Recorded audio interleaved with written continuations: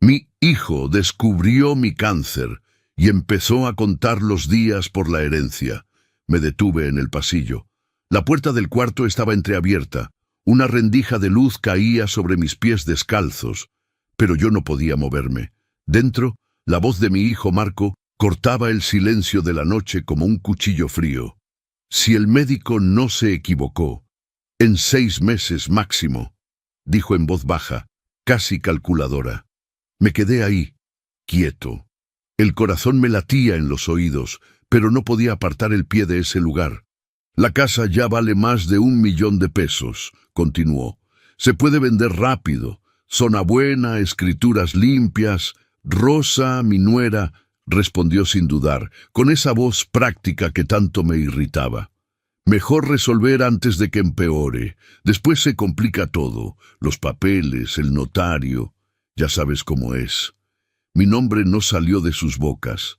Solo números, solo plazos, solo cálculos sobre una herencia que todavía llevaba mi apellido, mi sudor, mi vida entera entre esas paredes.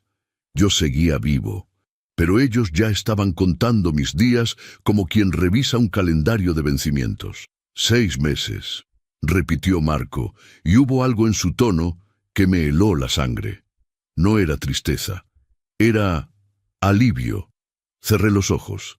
Las náuseas de la quimioterapia volvieron, pero esta vez no venían del tratamiento. Venían de entender por fin que para mi propio hijo yo ya no era un padre enfermo que necesitaba apoyo, era un obstáculo, un plazo, una cuenta regresiva. Pero para entender cómo llegué a este momento, necesito volver al día en que todo comenzó. Antes de continuar, suscríbanse al canal y díganos en los comentarios desde dónde nos están escuchando. Mi nombre es Guillermo Navarro.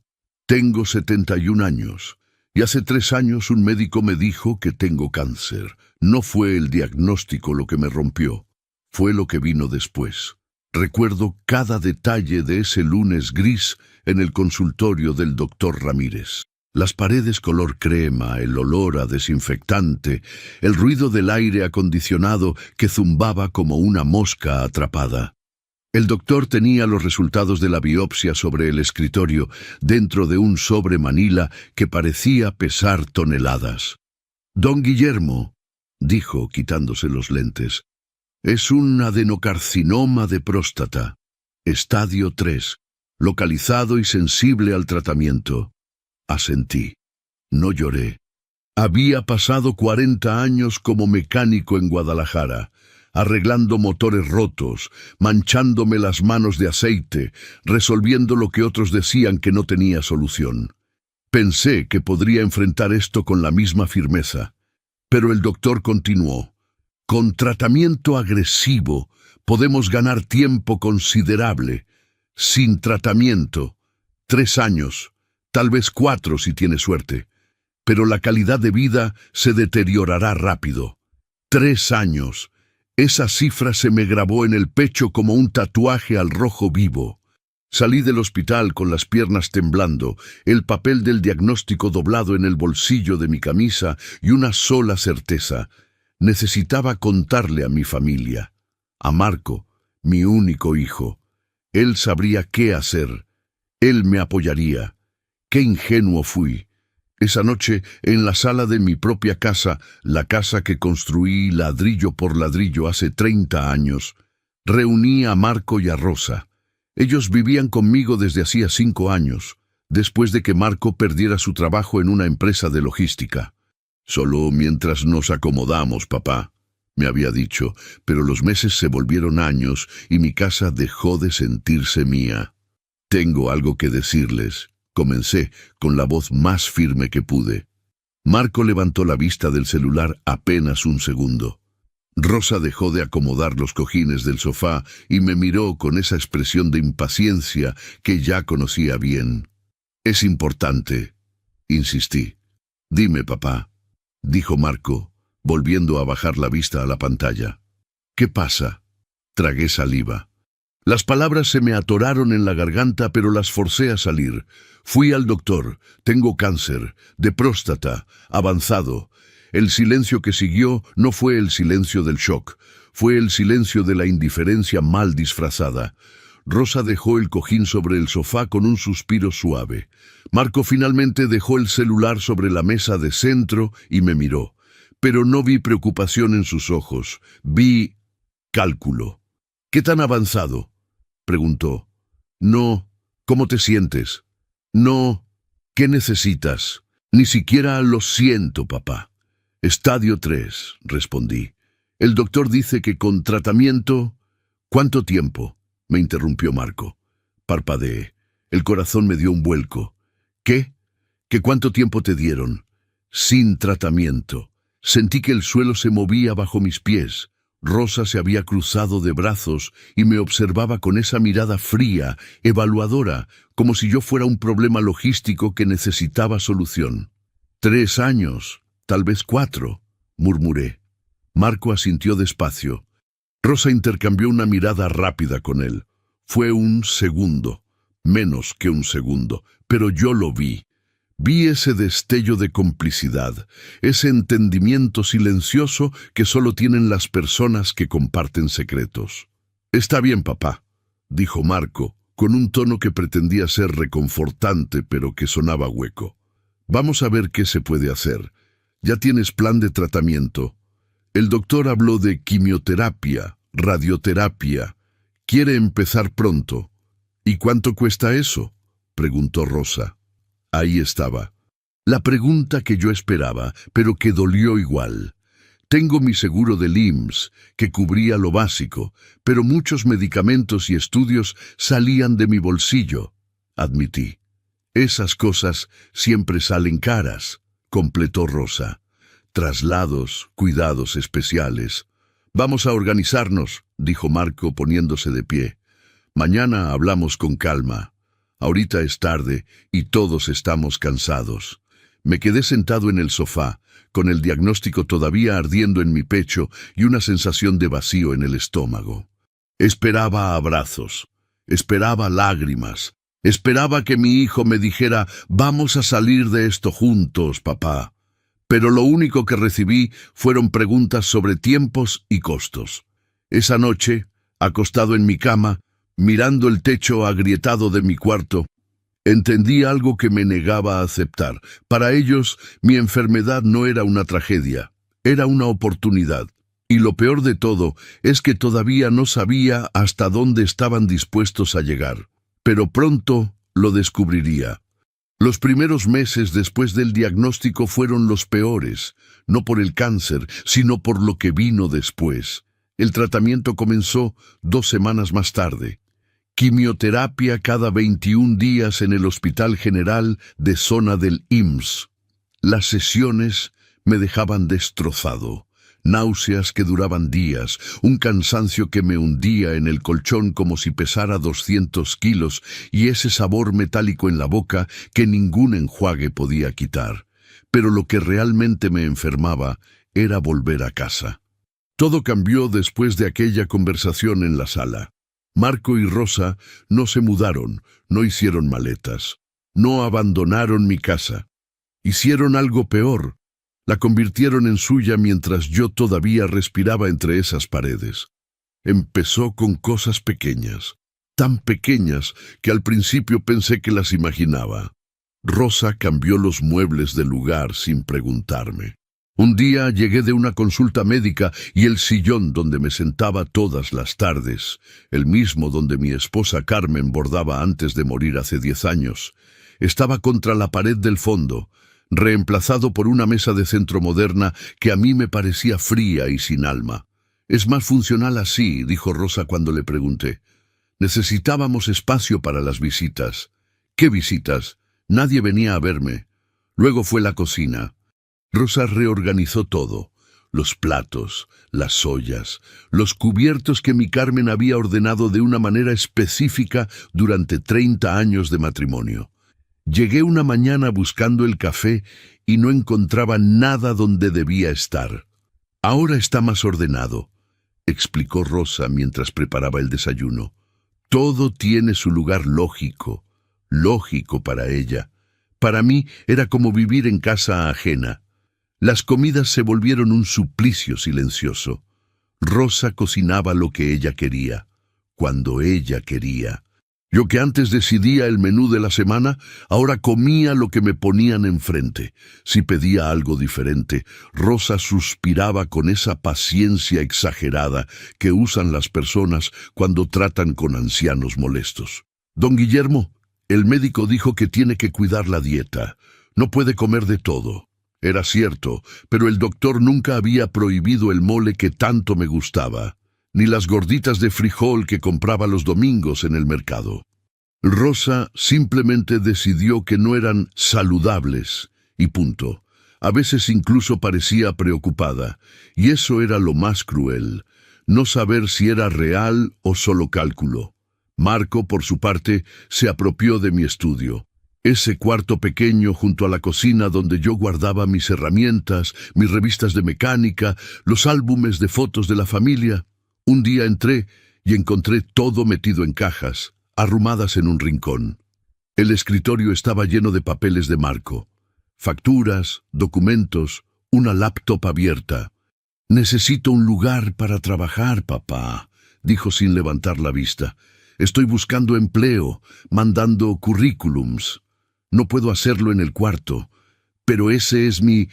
es solo temporal», me interrumpió. «Cuando consiga trabajo, te lo devuelvo».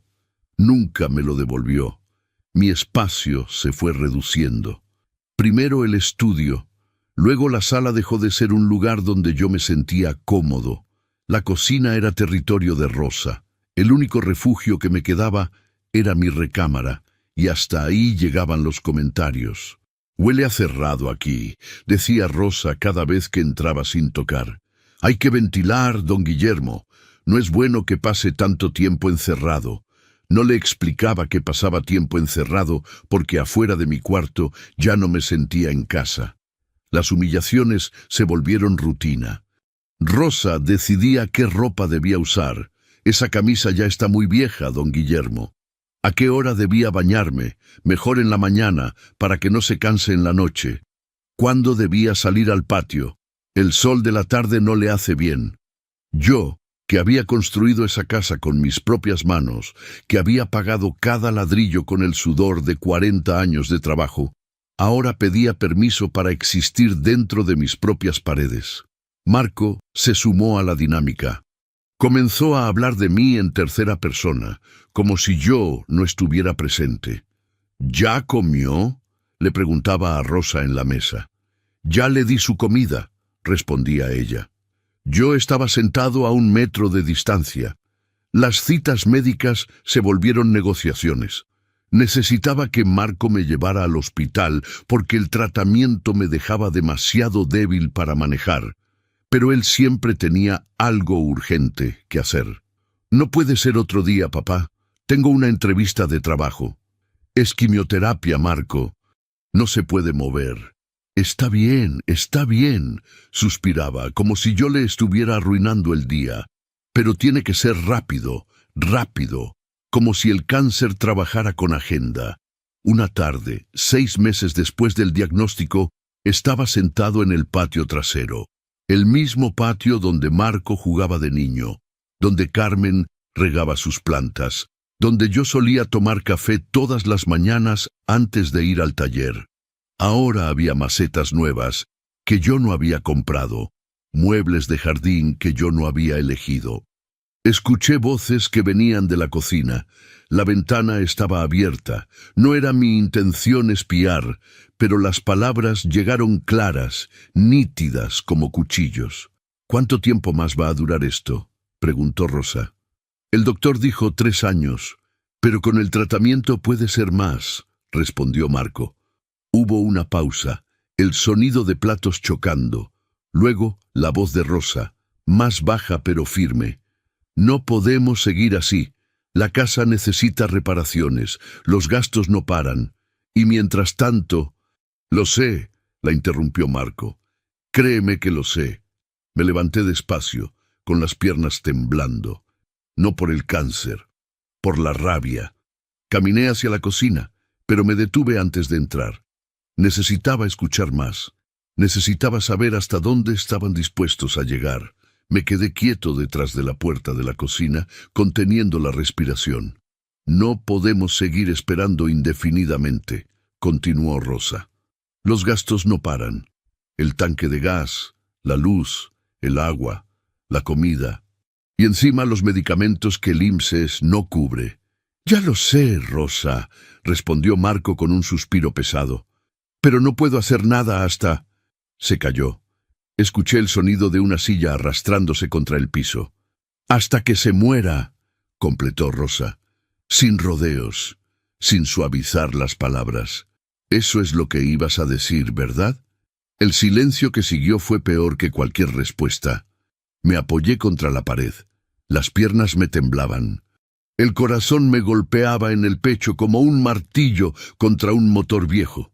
Cerré los ojos, esperando que Marco dijera algo, cualquier cosa que demostrara que yo estaba malinterpretando la situación. La casa vale alrededor de 1.200.000 pesos, dijo Marco finalmente. Tal vez más si la arreglamos un poco antes de vender. La zona de Guadalajara donde está es muy solicitada. 1.200.000 pesos. Mi casa, mi vida entera, reducida a una cifra en una conversación de cocina. ¿Y el testamento?, preguntó Rosa. No hay testamento. Yo soy el único heredero, así que todo pasaría a mi nombre, dijo Marco. Y no hay forma de que complique las cosas antes de morirse, no, completó Marco.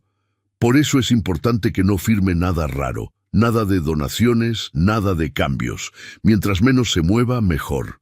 Apreté los puños. Las uñas se me clavaron en las palmas. Quería entrar, quería gritar, quería sacarlos de mi casa a patadas, pero no podía moverme. Era como si mis pies estuvieran clavados al suelo. El doctor dijo 3 años, continuó Rosa. Ya pasaron casi 6 meses. Si el tratamiento no funciona, 2 años y medio, calculó Marco. Tal vez menos si el cáncer avanza rápido. 2 años y medio. Estaban contando, literalmente contando los días que me quedaban de vida, como quien cuenta los días para cobrar un seguro. Mientras tanto, hay que administrar bien los gastos, siguió Rosa. No podemos tirar el dinero. Cada peso que se gasta en él es un peso menos de la herencia. Cada peso gastado en mí, en medicamentos, en comida, en mi propia existencia, era un gasto, una pérdida. Un dinero que salía de su herencia. Tiene su pensión del IMSS, dijo Marco. 5.800 pesos al mes. Algo es algo. Pero se va todo en sus gastos, respondió Rosa con fastidio. La comida especial, los pañales cuando tiene esos episodios, el taxi cuando tú no puedes llevarlo. No queda nada. Pañales. Me ardió la cara de vergüenza. Había tenido 2 accidentes después de las sesiones de quimio, 2 veces en 6 meses, pero Rosa lo decía como si yo fuera un inválido que necesitaba cuidados permanentes. Hay que tener paciencia, dijo Marco. En unos meses todo se resuelve. En unos meses todo se resuelve. Como si mi muerte fuera un trámite pendiente. Un problema logístico que solo requería tiempo. Retrocedí despacio, sin hacer ruido. Volví al patio. Me senté en la misma silla de plástico donde había estado antes. Las manos me temblaban, no de debilidad, de furia. Durante semanas después de esa conversación, presté atención a todo. A cada mirada, a cada palabra, a cada silencio. Y lo vi todo. Vi cómo Marco revisaba páginas de bienes raíces en su laptop cuando pensaba que yo dormía. Páginas con casas en venta, calculadoras de hipotecas, foros sobre herencias y trámites notariales. Vi cómo Rosa medía espacios en la sala, como si ya estuviera planeando qué muebles pondría después de que yo no estuviera. Anotaba cosas en un cuaderno: pintar paredes, cambiar pisos, remodelar baño. Remodelaciones, para después, para cuando la casa fuera suya. Escuché conversaciones telefónicas que no estaban destinadas a mis oídos. Marco hablando con alguien sobre liquidez inmediata y ventas rápidas. Rosa preguntándole a una amiga sobre notarios confiables y procesos de herencia sin complicaciones. Una tarde, mientras fingía dormir en mi cuarto, escuché a Rosa en el pasillo hablando por teléfono. Sí, mi suegro está enfermo, cáncer avanzado. No, el doctor dice que con suerte un par de años más. Ya sé, es triste, pero ¿qué se le va a hacer? Al menos tiene una casa que vale la pena, eso ayuda. Al menos tiene una casa que vale la pena. Eso ayuda.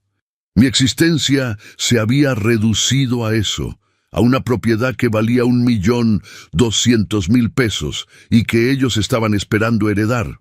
Yo ya no era Guillermo Navarro. Ya no era el padre que cambió los primeros pañales de Marco, que le enseñó a andar en bicicleta, que pagó su universidad vendiendo el único carro que tenía. Ya no era el esposo que lloró cuando Carmen murió, que mantuvo su memoria viva en cada rincón de esa casa. Yo era un plazo, una fecha de vencimiento, un obstáculo entre ellos y su herencia. Pero lo que ellos no sabían es que yo también estaba aprendiendo a contar, y mis cuentas eran muy diferentes a las suyas.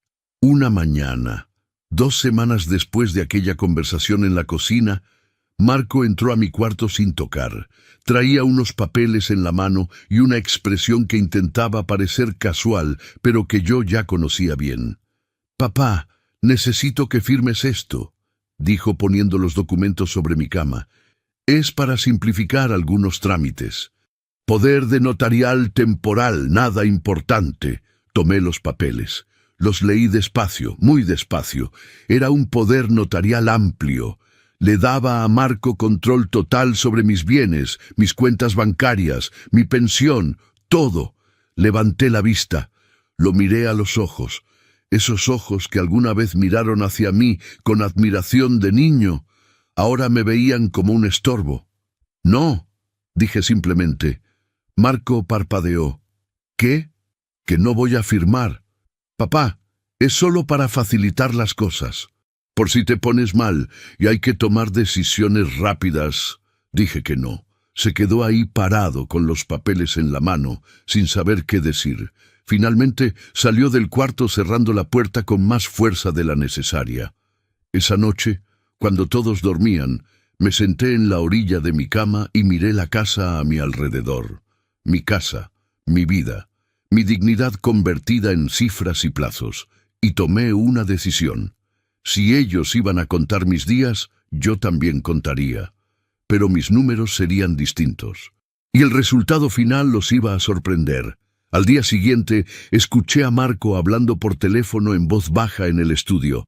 No firmó. No quiso. Dice que no. Mira, en pocos meses se va a resolver todo de todas formas. Solo hay que esperar. Los días después de mi negativa fueron extraños. Marco no volvió a mencionar los papeles. Rosa no me preguntó nada. Pero algo cambió en la casa. Un silencio pesado, denso, como la humedad antes de una tormenta. Ellos hablaban en susurros que se cortaban cuando yo entraba a una habitación. Me miraban de una forma diferente. No con enojo, con algo peor. Con urgencia, como si el tiempo se les estuviera acabando. Una semana después, llegó el licenciado Martín Ochoa a la casa. No lo esperaba, no lo había llamado, pero ahí estaba en mi sala, sentado en el sofá que Rosa había reubicado, con un maletín de cuero sobre las rodillas y una sonrisa profesional que no llegaba a los ojos. «Don Guillermo», dijo, extendiendo la mano. «Mucho gusto. Soy el licenciado Ochoa, notario. Su hijo me pidió que viniera a conversar con usted». Miré a Marco.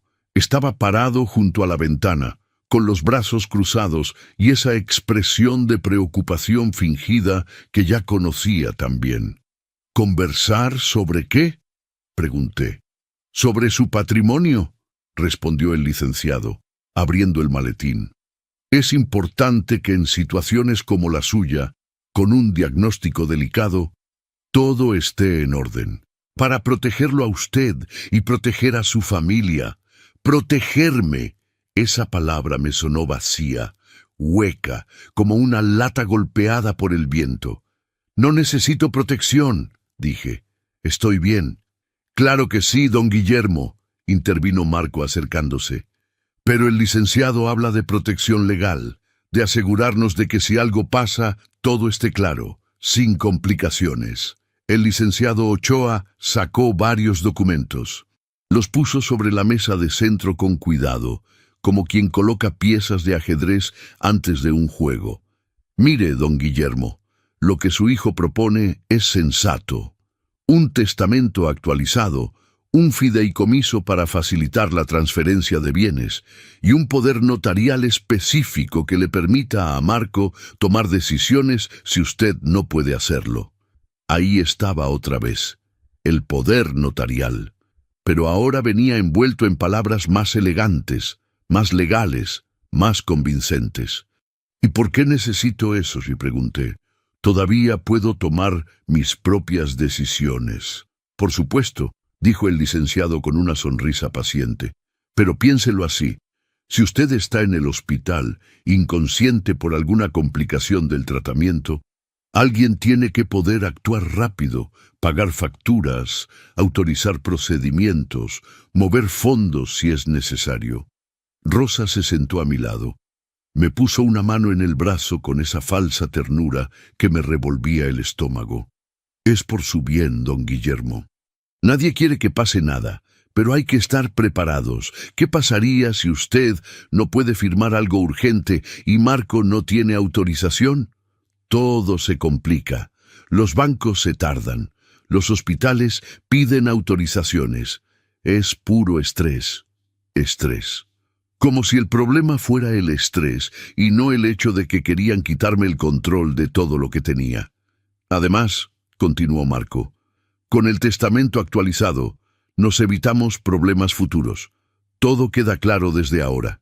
Sin pleitos, sin dudas. Es lo mejor para todos. Lo mejor para todos, pero sobre todo para ellos. El licenciado Ochoa me mostró los documentos uno por uno. Explicó cada cláusula con voz monótona, profesional. El testamento dejaba todo a Marco, la casa, más los ahorros que tenía en el banco, 83,000 pesos que había guardado durante años, más mi pensión acumulada. «Aquí necesito su firma», dijo señalando una línea al final de la primera página. «Y aquí y aquí». Me quedé mirando los documentos. Las letras bailaban frente a mis ojos, no por el cáncer, por la rabia que me subía por la garganta como bilis. «¿Y si no firmo?», pregunté. El silencio fue inmediato. Marco y Rosa intercambiaron una mirada rápida. El licenciado Ochoa carraspeó, incómodo. «Bueno, don Guillermo, técnicamente no está obligado a firmar nada», admitió. «Pero sin testamento, el proceso de herencia puede tardar meses, años incluso. Y sin el poder notarial, si usted queda incapacitado...». «No voy a quedar incapacitado», lo interrumpí. «Papá», dijo Marco con esa voz que usaba cuando intentaba sonar razonable, «nadie dice que vayas a quedar incapacitado, pero el doctor fue claro. El cáncer puede avanzar, puede haber complicaciones. Es mejor prevenir, prepararse, estar listos». Todas esas palabras que sonaban prudentes pero que en realidad significaban una sola cosa: esperar mi muerte con los papeles listos. Rosa se inclinó hacia mí. Su perfume dulzón me dio náuseas. «Don Guillermo, piense en Marco.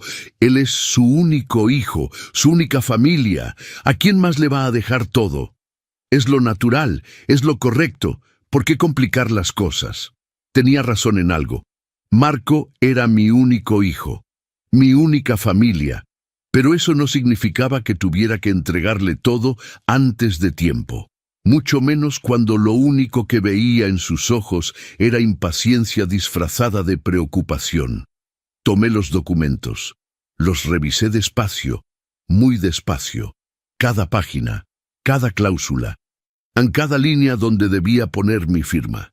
El licenciado Ochoa me extendió una pluma negra, elegante, cara. la pluma con la que firmaría mi propia rendición. Tómese su tiempo, dijo, pero su tono decía lo contrario. Decía, apúrese. Decía, termine con esto. Decía, deje de complicar lo inevitable. Miré a Marco. Miré a Rosa. Miré al licenciado con su maletín de cuero y sus documentos perfectamente ordenados. Los tres me observaban con la misma expresión: expectativa, ansiedad, urgencia apenas contenida, y entendí algo con una claridad dolorosa. Esto no era ayuda, esto era robo, un robo legal, limpio, notariado, pero robo al fin. Me estaban despojando de todo mientras todavía respiraba. Querían dejarme sin control, sin voz, sin poder de decisión sobre mi propia vida y mis propios bienes. Querían convertirme en un fantasma antes de que muriera. Dejé los documentos sobre la mesa. Solté la pluma. «No», dije. «¿Qué?», preguntó Marco. «Que no voy a firmar». «Papá, pero...». «No voy a firmar», repetí, mirándolo directamente. «Y no voy a explicar por qué. Es mi decisión». Me levanté del sofá. Las piernas me temblaban, pero me sostuve firme. Caminé hacia mi cuarto sin voltear atrás. Escuché voces detrás de mí. Marco explicándole algo al licenciado, Rosa murmurando algo sobre terquedad y la edad. Pero yo seguí caminando. Cerré la puerta de mi habitación y por primera vez en meses sonreí. Después de aquella reunión con el notario, algo cambió en mí. No fue una decisión consciente. Fue algo más profundo, más instintivo, como cuando un animal herido deja de luchar y se arrastra a una cueva a sanar. Decidí que no iba a darles más explicaciones, más reacciones, más municiones para usar en mi contra. Decidí volverme invisible. Los días siguientes, Marco y Rosa esperaban que yo explotara, que reclamara, que les dijera por qué me negaba a firmar sus papeles. Pero yo no dije nada. Comía en silencio. Salía a mis citas médicas en silencio. Regresaba a mi cuarto en silencio. Rosa intentó provocarme varias veces. «¿No va a comer, don Guillermo? Le preparé sopa, pero si no le gusta...». «Está bien», respondía sin mirarla. «¿Necesita algo del mercado? Porque si no dice que quiere...». «No necesito nada». Marco también lo intentó con otro enfoque, el falso preocupado. «Papá, te ves apagado. ¿Estás bien? ¿Te sientes mal?» «Estoy bien». «¿Seguro? Porque si necesitas hablar...». «No necesito hablar». Ellos esperaban drama, yo les di vacío. Y eso los desconcertó más que cualquier grito. Pero mi silencio con ellos no significaba inactividad, significaba exactamente lo contrario. Empecé a tratarme en serio. No solo con las sesiones del IMSS, sino con todo lo que el doctor Ramírez me había recomendado y que yo había ignorado, por flojera o por negación. Cambié mi dieta sin que Rosa lo supiera. Compraba frutas y verduras en el mercado cuando salía a caminar. Las guardaba en mi cuarto en una pequeña hielera que compré. Comía lo que Rosa preparaba para no levantar sospechas, pero después complementaba con alimentos que realmente necesitaba. Empecé a caminar. Todas las mañanas, a las 6, cuando ellos todavía dormían, salía a caminar 40 minutos alrededor del barrio. El doctor Ramírez había insistido en la importancia de la actividad física. Yo lo había ignorado durante meses. Ya no. Tomé mis medicamentos con disciplina militar. Cada pastilla a su hora exacta. Nada de después o más tarde. El tratamiento costaba, sí. De mi pensión de 5.800 pesos mensuales, 2.000 se iban en medicamentos que el IMSS no cubría. Pero era mi dinero, mi pensión, mi vida. Y algo más importante, empecé a investigar. Pasaba horas en la biblioteca pública usando las computadoras gratuitas. Buscaba información sobre mi tipo de cáncer, sobre tratamientos alternativos que podía combinar con la quimioterapia, sobre tasas de supervivencia. Leía testimonios de otros pacientes, foros médicos, estudios clínicos. Aprendí que el estadio 3 no era sentencia de muerte. Aprendí que con tratamiento agresivo y disciplina, muchos pacientes vivían años, décadas incluso. Aprendí que yo había estado derrotado antes de empezar porque había aceptado los números que el doctor me dio como absolutos. 3 años, tal vez 4. Pero ¿y si no? ¿Y si podían ser 5, 6, 10? Marco y Rosa contaban mis días como si fueran certezas. Yo decidí que esos días no estaban escritos todavía. En casa mi silencio los volvía nerviosos. Los escuchaba hablar en susurros más frecuentes. Rosa revisaba mi cuarto cuando salía, buscando algo, no sabía qué. Marco me preguntaba cada 2 días sobre los papeles del notario, como quien tantea una herida para ver si todavía duele. Papá, lo del testamento sigue pendiente. ¿Ya lo pensaste mejor? No. ¿No lo pensaste o no vas a firmar? No voy a firmar. Y ahí terminaba la conversación. Pasaron 3 meses así.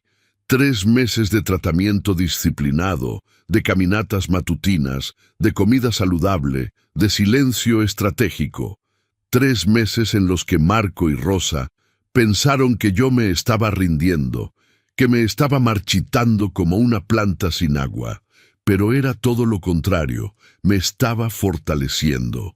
Una tarde de martes, después de mi sesión de quimioterapia número 12, el doctor Ramírez me pidió que esperara en su consultorio. No era normal. Usualmente solo me daban los resultados en la siguiente cita, pero ahí estaba yo, sentado frente a su escritorio mientras él revisaba unos papeles con el ceño fruncido. «Don Guillermo», dijo finalmente, quitándose los lentes, «tengo los resultados de sus últimos estudios». Asentí. El corazón me latía fuerte, pero mantuve la expresión neutral. Ya me había acostumbrado a las malas noticias. O eso creía. Su antígeno prostático específico ha bajado considerablemente, continuó el doctor. De 32 a 8.2. Es una reducción significativa.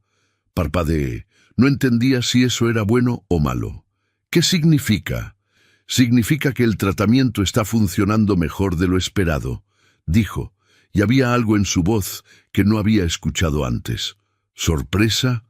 ¿Esperanza? El tumor se ha reducido casi un 40%. La metástasis en los ganglios linfáticos está controlada. Me quedé paralizado. Las palabras rebotaban en mi cabeza sin terminar de acomodarse. Pero, usted dijo 3 años... Dije 3 años sin tratamiento agresivo, me corrigió. Y también le dije que con tratamiento podíamos ganar tiempo. Pero esto va más allá. Don Guillermo, su cuerpo está respondiendo excepcionalmente bien. Si seguimos así, si mantiene esta disciplina con el tratamiento, la dieta, el ejercicio, no solo vamos a ganar tiempo. Se inclinó hacia adelante. Me miró directamente a los ojos. Podríamos estar hablando de remisión. La palabra quedó suspendida en el aire como una nota musical que no termina de desvanecerse. ¿Remisión? Repetí, casi sin voz. No puedo prometerle nada, aclaró el doctor. El cáncer es impredecible, pero los números no mienten. Usted está mejorando, don Guillermo, significativamente. Salí del consultorio con las piernas temblando, pero no de debilidad. De algo que no había sentido en meses, esperanza. Tomé el autobús de regreso a casa. Me senté junto a la ventana y miré la ciudad pasar. Las calles de Guadalajara que conocía de memoria, los puestos de tacos, las tiendas, la gente caminando con prisa hacia ningún lugar. Todo se veía diferente. Los colores más brillantes. Los sonidos más claros. Llegué a casa al atardecer. Marco estaba en el estudio como siempre, en la computadora. Rosa preparaba la cena en la cocina. Todo normal, todo igual. Pero nada era igual. Ellos estaban contando mis días, esperando que se acabaran. Y yo acababa de descubrir que tal vez esos días no tenían el final que ellos esperaban. Me fui a mi cuarto. Cerré la puerta. Me senté en la orilla de la cama y miré mis manos. Manos de mecánico, ásperas, manchadas de trabajo y vida.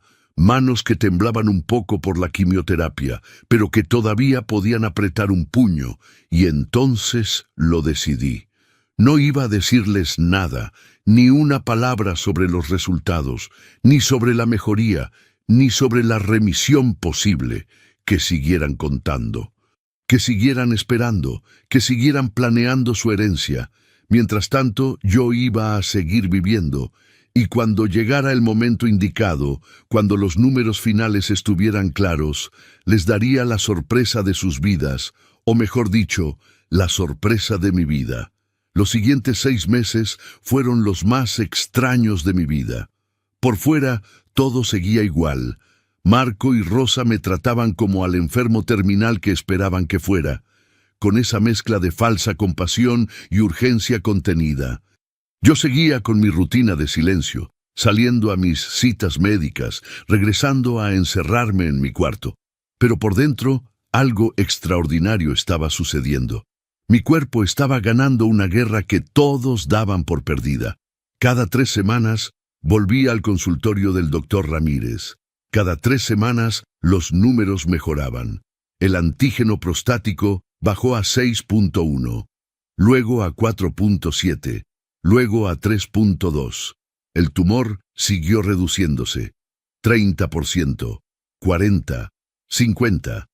Las metástasis en los ganglios linfáticos desaparecieron por completo en los estudios de imagen.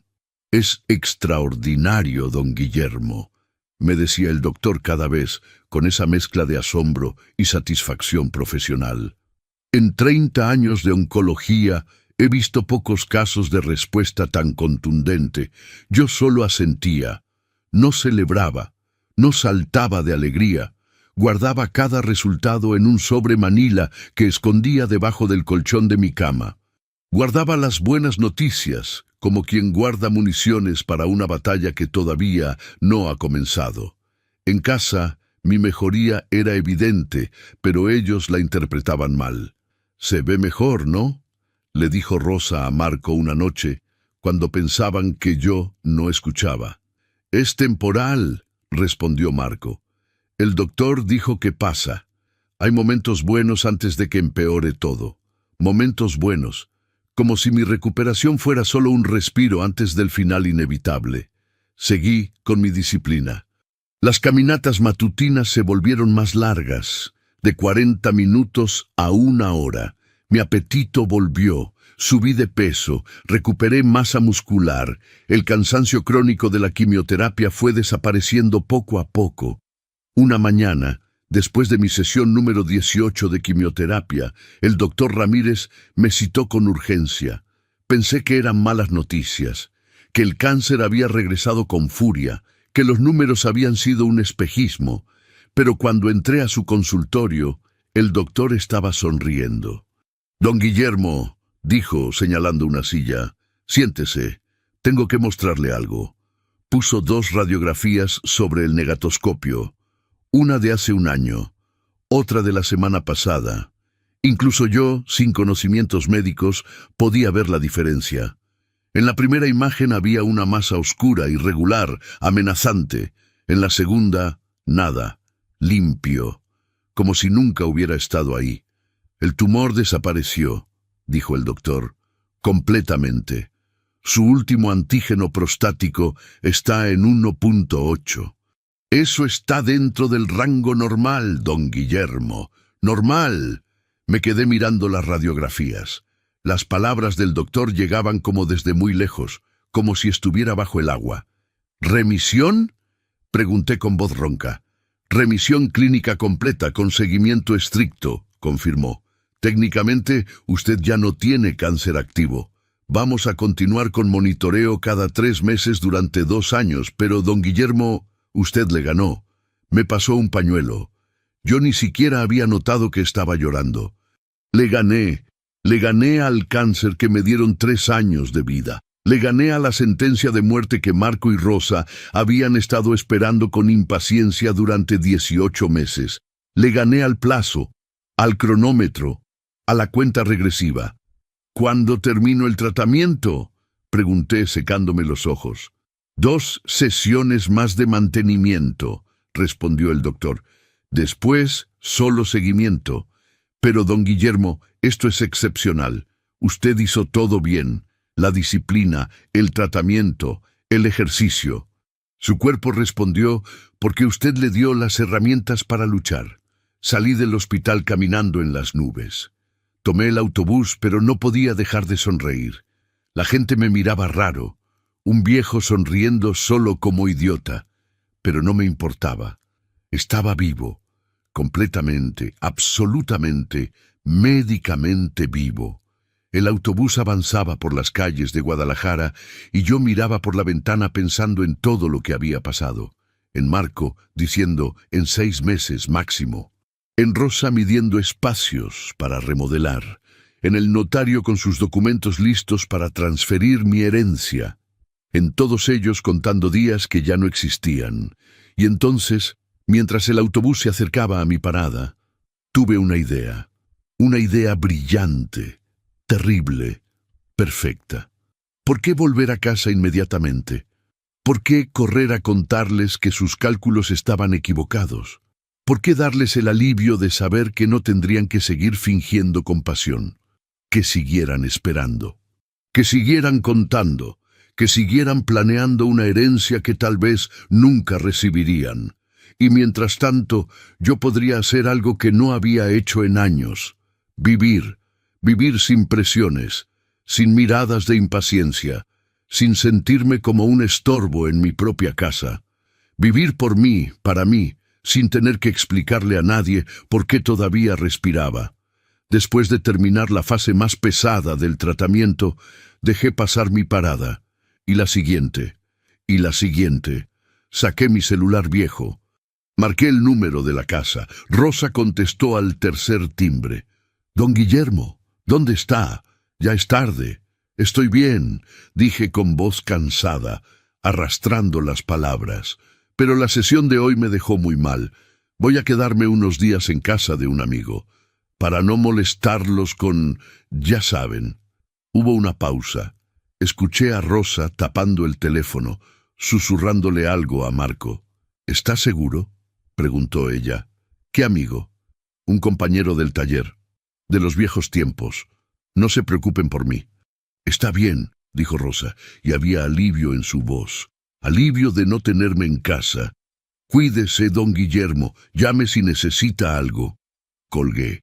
Apagué el celular. Miré por la ventana del autobús. Guadalajara se extendía frente a mí como un mapa de posibilidades. Tenía mi pensión de 5,800 pesos. Tenía mis 83,000 pesos ahorrados en el banco. Y lo más importante, tenía tiempo. Todo el tiempo del mundo.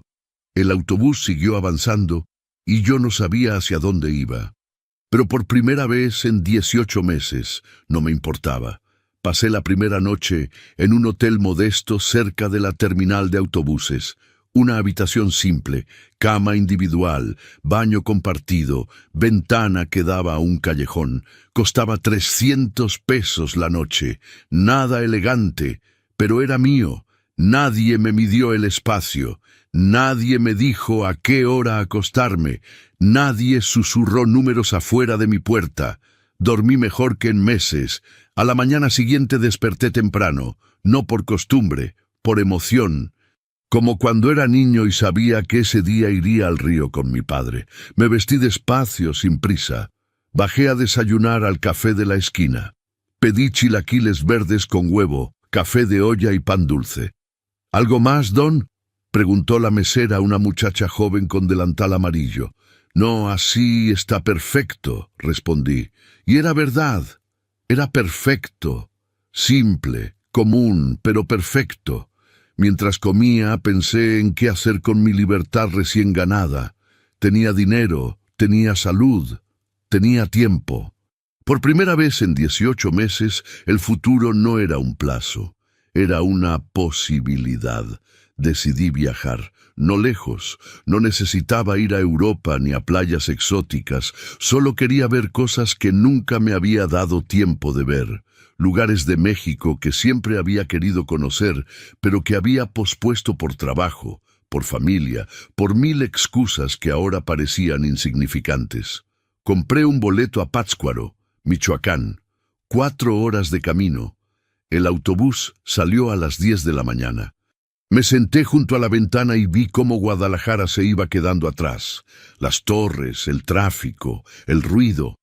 Todo se disolvía kilómetro tras kilómetro hasta convertirse en campos verdes, montañas azules, cielos abiertos.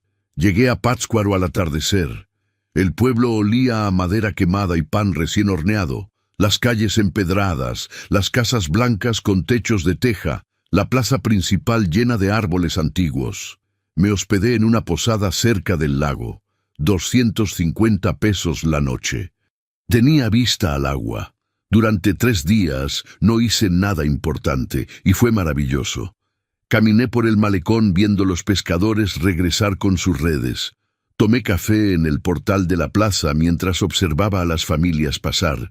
Compré artesanías que no necesitaba solo porque me gustó hablar con los artesanos. Me senté en bancas a leer el periódico, sin prisa. Una tarde, en un restaurante con vista al lago, una pareja de ancianos en la mesa de al lado me preguntó si estaba solo. Sí, respondí. ¿De viaje?, preguntó el señor, un hombre de unos 75 años, con sombrero de paja.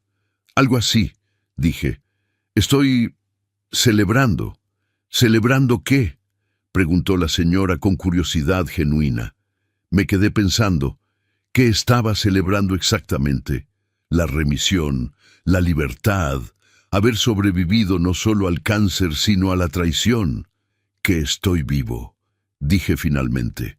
Ellos sonrieron. Brindamos con nuestros cafés. No preguntaron más. A veces los extraños entienden mejor que la familia. De Pátzcuaro fui a Guanajuato, después a San Miguel de Allende, después a Querétaro. No seguía un plan. Solo me subía a autobuses y bajaba donde me parecía interesante. Dormía en hoteles baratos, comía en fondas de mercado, caminaba sin rumbo por calles que no conocía, y en cada lugar hacía lo mismo, cosas simples. Tomaba café en las mañanas mirando la calle, compraba el periódico y lo leía completo hasta los anuncios clasificados. Me sentaba en parques a ver a los niños jugar. Conversaba con desconocidos sobre el clima, sobre fútbol, sobre nada importante. Una tarde en Querétaro, en un café cerca del acueducto, escribí una carta. No la envié, solo necesitaba escribirla. Marco. Durante 18 meses ustedes contaron mis días esperando que se acabaran, contaron mi herencia antes de que yo muriera, me trataron como un plazo, como un obstáculo, como un número en sus planes, pero mientras ustedes contaban hacia abajo, yo conté hacia arriba.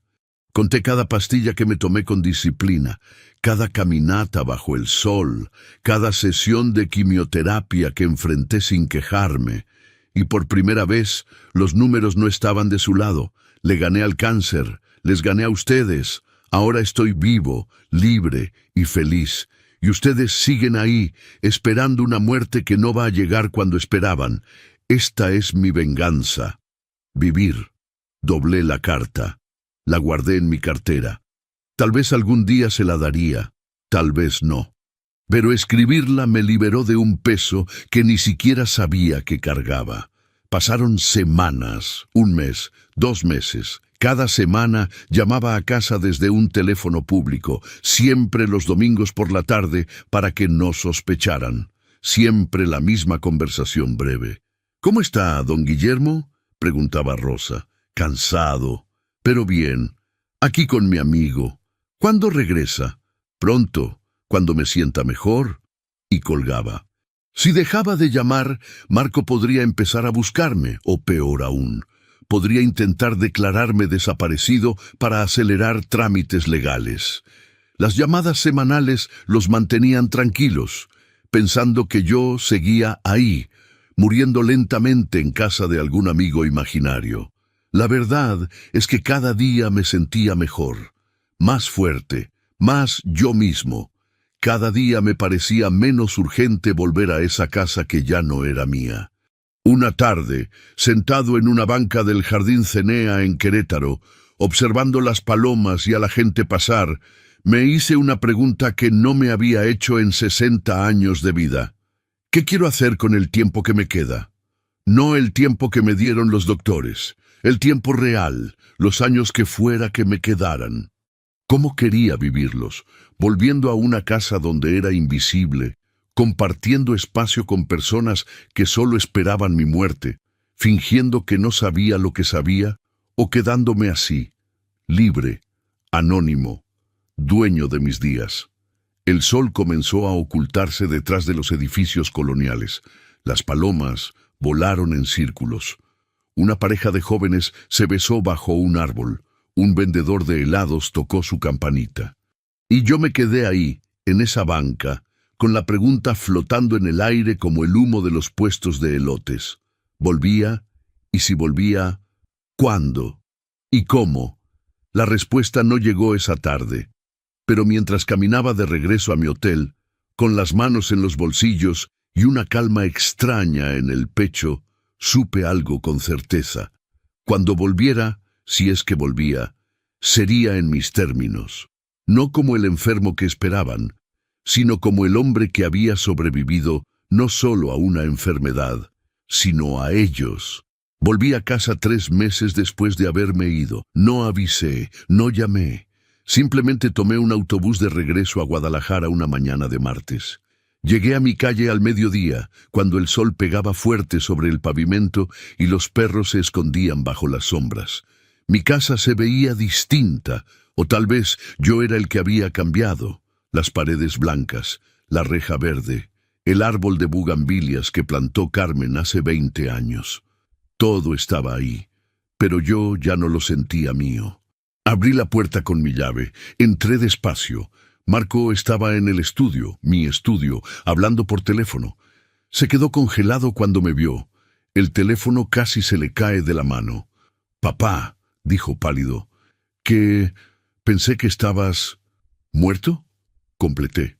Rosa salió de la cocina secándose las manos.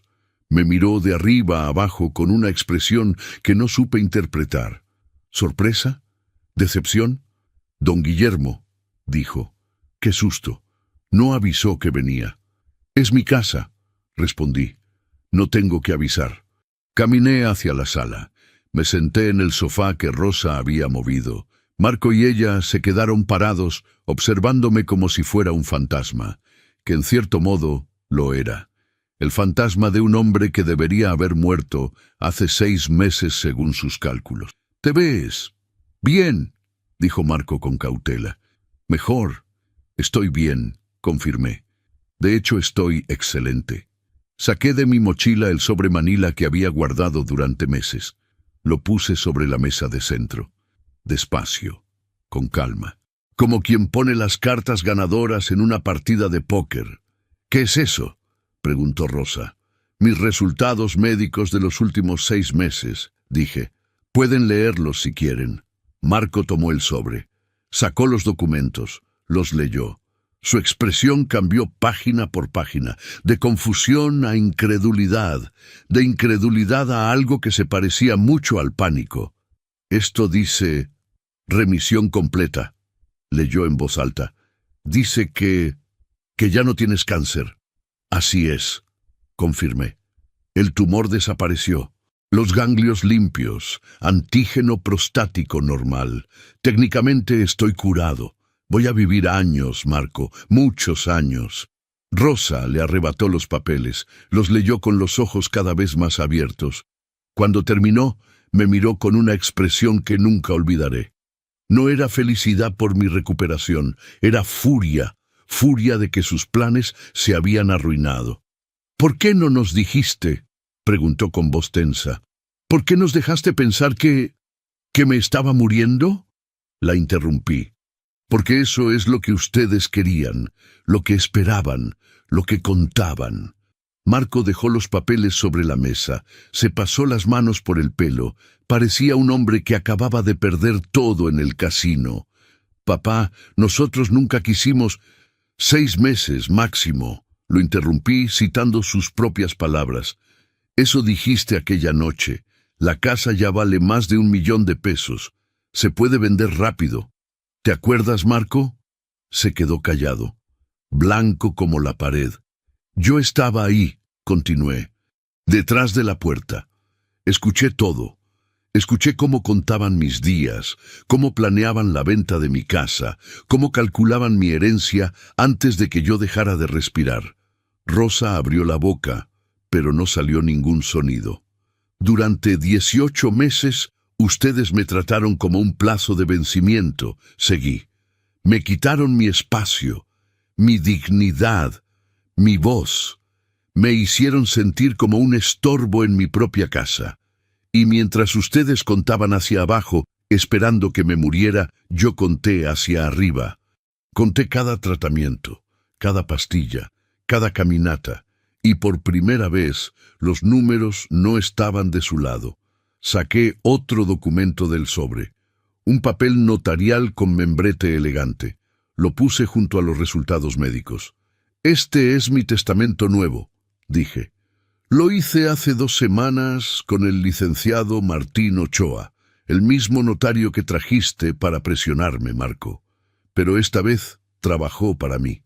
¿Qué? Empezó Marco. La casa ya no es parte de tu herencia, expliqué con calma. La doné a una fundación de apoyo a pacientes con cáncer, en pleno uso de mis facultades, con dictamen médico y con usufructo vitalicio. Eso significa que puedo vivir aquí hasta mi muerte, pero la propiedad ya no es mía para heredar, valuada en 1.200.000 pesos, libre de gravamen, legalmente firme y ya inscrita. Rosa se dejó caer en una silla. Marco se quedó parado, procesando la información como si estuviera en idioma extranjero. Mis ahorros de 83.000 pesos, continué. Los dividí en partes iguales entre 3 enfermeras del IMSS que me cuidaron durante el tratamiento. Ya está ejecutado. No puedes hacer eso, dijo Rosa con voz quebrada. Puedo, y lo hice. Es mi dinero, mi casa, mi vida. Y decidí que no iba a dejarle nada a personas que solo esperaban mi muerte para heredar. Me levanté del sofá, caminé hacia mi cuarto, me detuve en la puerta y me volteé. Tienen 2 semanas para desocupar la propiedad, dije. Después, la fundación toma posesión y ustedes van a tener que irse de todas formas. Pueden buscar un departamento. Sé que Marco todavía tiene ahorros. Los 18.000 pesos que guardó de su liquidación y que nunca usó, ni siquiera para ayudarme con mis tratamientos. Marco palideció. Nunca le había dicho que sabía de ese dinero. Yo voy a seguir viviendo aquí mientras pueda, continué. Después, cuando ya no pueda cuidar la casa, me mudaré a un asilo que la fundación administra. Pero eso será en años, muchos años. Así que acostúmbrense, voy a vivir largo tiempo, el tiempo que ustedes no contaron.